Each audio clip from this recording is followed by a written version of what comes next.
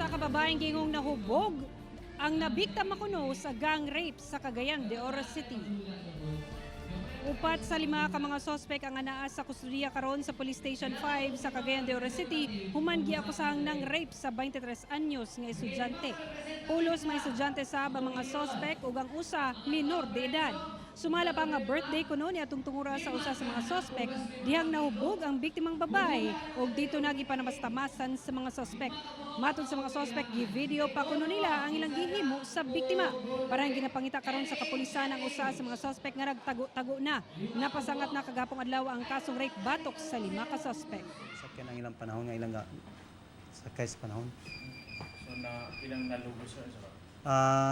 Namantay video, ang video na mo justify adto kay ang video mo naman ay isip ma-prove ito sa korte